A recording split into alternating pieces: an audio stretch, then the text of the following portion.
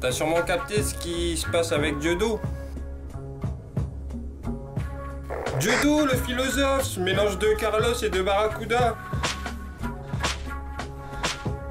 Alors je sais, Dieudo, c'est un sujet spécial. Mais bon, quand t'es humoriste pas du tout connu comme moi, t'as encore le choix. Alors c'était soit Dieudo, soit aller baisser mon froc chez Ruquier, au risque de me faire entuber par Ben Guigui.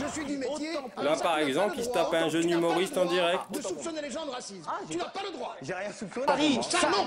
Ça arrive. C'est honteux. Perso, j'ai choisi le chemin de la lumière. C'est moins rémunérateur, mais quenelier, c'est un art plus noble. Bon, par contre, comme j'aime pas les quenelles, ça sera plus de la merguez. Hein. De toute façon, on s'en tape, c'est pour me mettre dans un fion. Et tant que je sache, dans un trou de balle, on voit pas la différence. Non, mais les humoristes de maintenant me font plus rire. Ils sont tous obligés de baisser leur froc. Aucune prise de risque. Aucun ne parle des vrais sujets. Ils font que nous abrutir. Et ouais, maintenant, c'est les humoristes raviolis.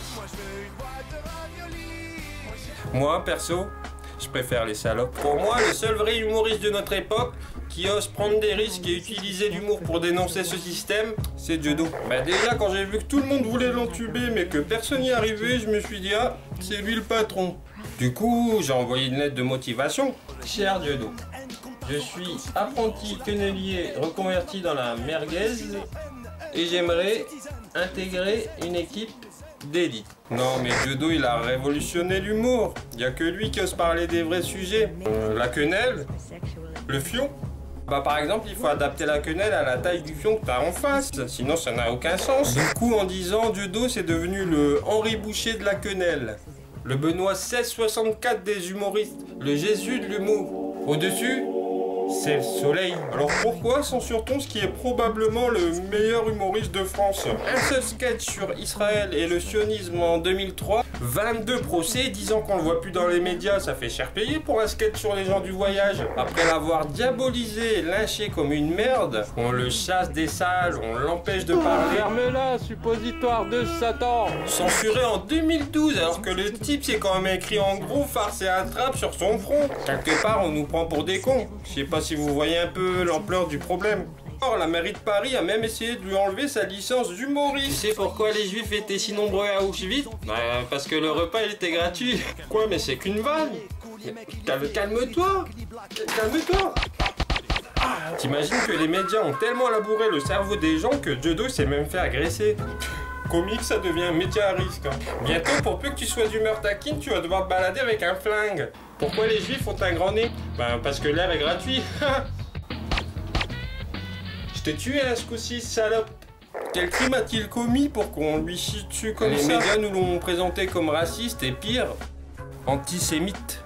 Ben d'après eux, sur l'échelle du pas bien, t'as raciste, terroriste et au-dessus c'est antisémite.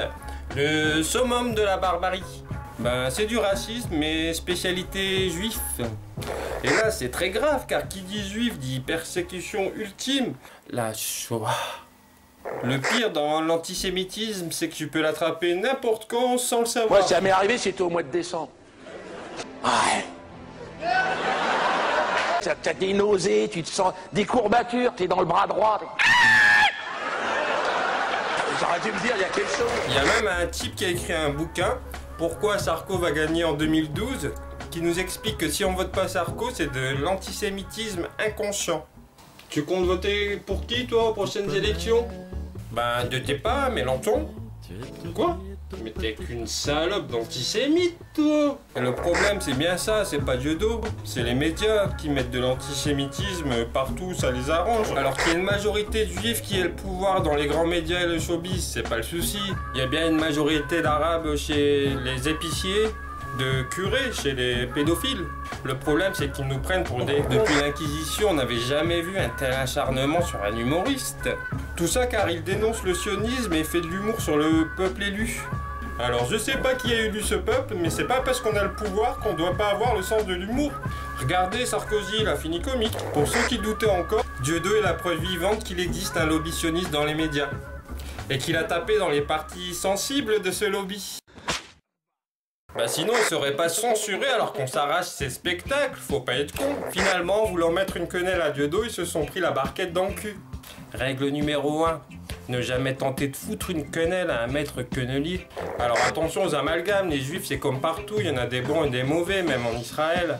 Je m'adresse aux élites sionistes de ce pays. On peut pas chier partout comme ça sans laisser de traces. Surtout vu la taille de ce qu'ils ont chié. T'as même plus besoin de l'odorat, tu le vois à l'œil nu. Partout dans le monde, les gens se réveillent. Ça devient trop flagrant. Rendez-nous la liberté, rendez-nous Dieudo. On censure pas un humoriste car il baisse pas son froc devant BHL. Il paraît qu'avant, il y avait une chose en France qui s'appelait la liberté de penser. Non, mais un jour, je serai libre, de toute façon.